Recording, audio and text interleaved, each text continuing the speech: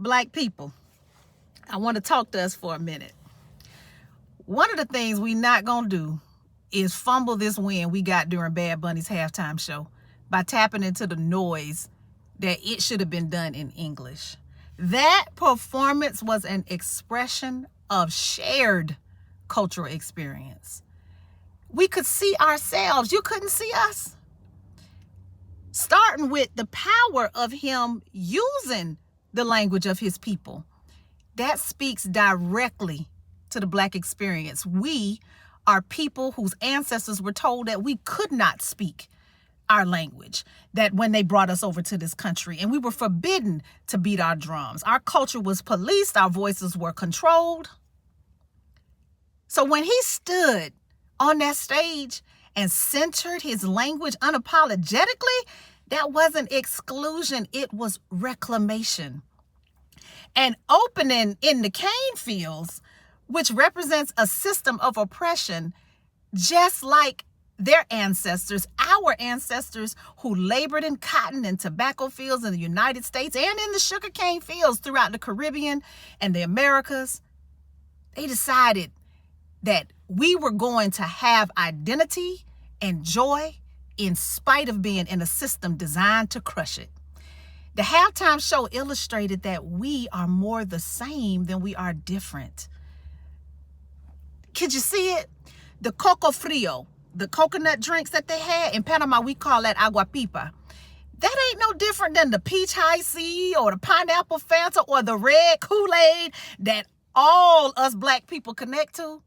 The older men playing dominoes. Come on now. That's our elder Black men playing bones under the tree or spades outside talking trash. Them sisters over there doing nails and getting themselves together. Like us, doing our hair, braiding, perming, roller setting, getting ready. The piraguas, the shaved ice. In Panama, we call it raspao, bruh.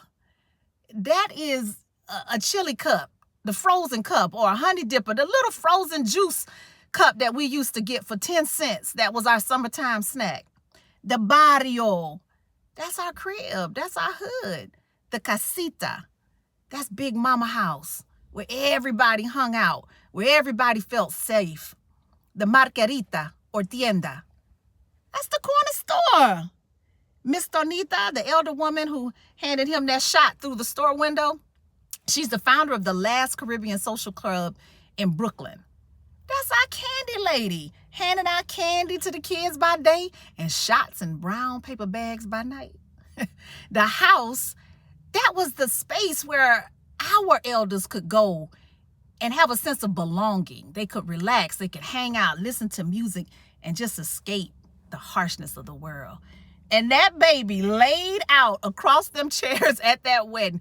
Who among us as a child did not make a bed out of a chair or two chairs during a long wedding reception or after a 4 to 6 hour day in church? The rhythms, the moves, that's Africa. That's us.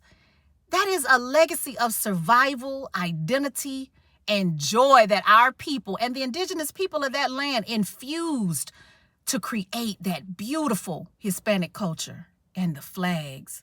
The joy that people felt when he shouted out their flag, that's 305, that's 850, that's Nouveau. The pride of recognition of the places where we came from, the places that made us, the places that center our identity. Even if you didn't understand the language, you could feel the message.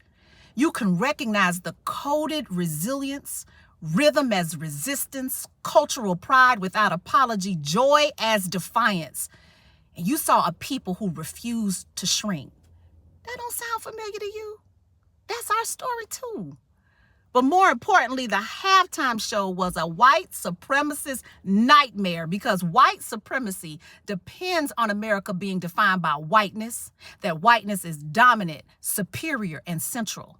But when he called the names and carried the flags of the nations that make up the Americas, it made the invisible visible. It gave voice to the people who fear and oppression are trying to silence and erase. It was validation for those of us who built it, for those who shaped it and for those who survived it. In that single visual, the story widened, the dots connected, the narrative shifted, and the myth of cultural dominance shrank. Black people, brown people, people of goodwill across every background, we're confronting the same opposition: racism and inhumanity. That quote by Dr. Martin Luther King Jr. that he had back there that said, "The only thing stronger than hate is love," that was a strategy, a call to action for togetherness. Because when we choose solidarity over division and pride over silence and love over fear, the entire architecture of white supremacy begins to crack. It is the one force that white supremacy cannot survive. So, man, let's ride this momentum together and turn this thing around, all right? Now, go on down to Miss Mary's house and get you a chili cup, and you have you a good day. Debí tirar más fotos de cuando te tuve.